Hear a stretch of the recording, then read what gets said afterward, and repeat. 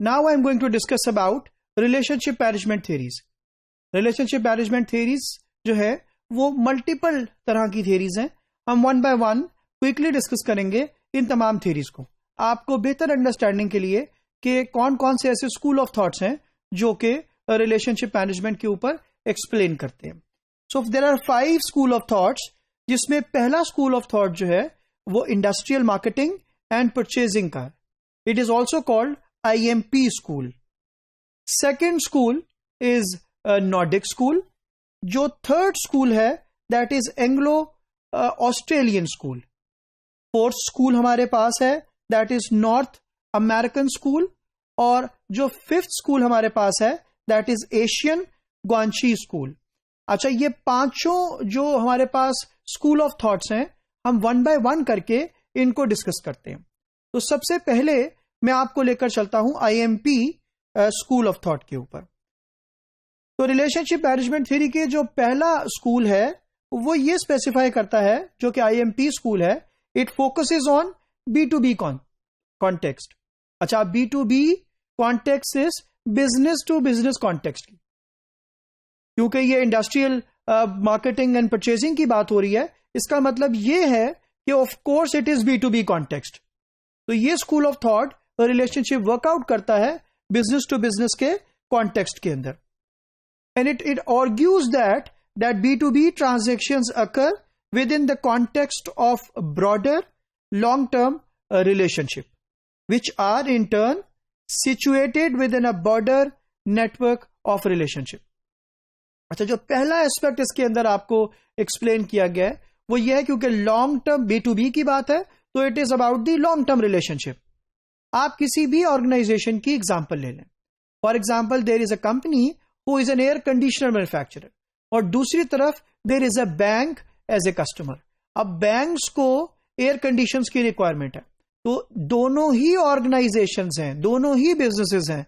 और अगर बैंक्स जो हैं वो प्रोडक्ट और सर्विसेज बाय करेंगे from the air condition company, तो इसका मतलब ये है कि it is a business which is dealing with business.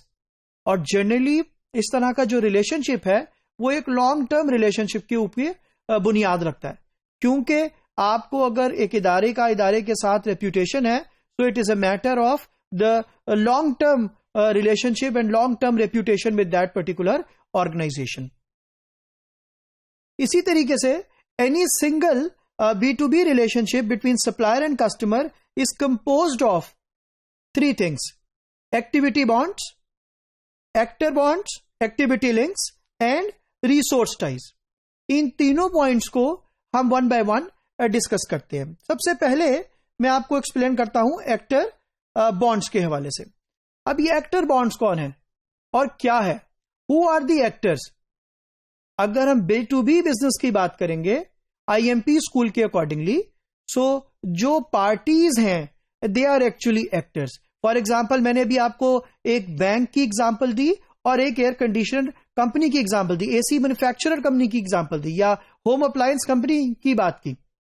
ये दोनों are the actors, they both are the parties. तो इनके दरमियान क्या बॉन्ड है, क्या कनेक्ट है, it is the first thing that actually builds the whole scenario. So actor bonds are interpersonal contacts between actors in partner firms that result in trust, commitment and adaptation between actors. क्योंकि with the passage of time जितना ज्यादा bonding increase होती जाएगी उतना ही ज्यादा level of trust, उतना ही ज्यादा level of commitment और उतना ही ज्यादा दोनों के दरमियान इंटरडिपेंडेंस बढ़ती जाएगी. सो एक्टर बॉन्ड्स स्पेसिफाई करता है कि बिजनेसेस के दरमियान रिलेशनशिप, और वो रिलेशनशिप की नेचर जो है वो इस लेवल की हो कि दोनों के दरमियान ट्रस्ट, कमिटमेंट, और पार्टनर्स के दरमियान ट्रस्ट, कमिटमेंट जो है वो एक एक्सट्रीम लेवल का हो. क्योंकि जितना ज्यादा ट्रस्ट और कॉन्फिडेंस होगा उतना ही ज्यादा at the end of the day आपके पास कस्टमर सेटिस्फेक्शन और कस्टमर लॉयल्टी होगी, और जितनी ज्यादा लॉयल्टी होगी अल्टीमेटली उतने ही ज्यादा इदारे के लिए आप प्रॉफिटेबिलिटी जनरेट कर सकेंगे. इसी तरीके से एक्टिविटी लिंक्स की अब मैं बात करने लगा हूं. जो activity links are the commercial, technical, financial, administrative and other connections that are formed between companies in interaction.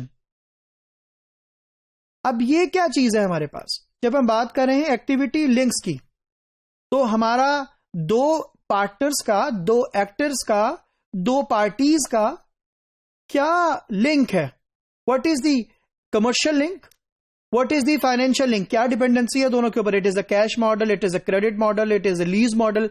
क्या हमारे एक दूसरे के साथ एक्टिविटी लिंक है? इसी तरीके से एडमिनिस्ट्रेटिवली क्या है, इसी तरीके से फाइनेंशियल क्या है, इसी तरीके से टेक्निकल क्या हमारे पास लिंक मौजूद है. फिर इसके बाद जो तीसरा पॉइंट है वो रिसोर्सेज के हवाले से है. और रिसोर्सेज कौन से रिसोर्सेज हैं?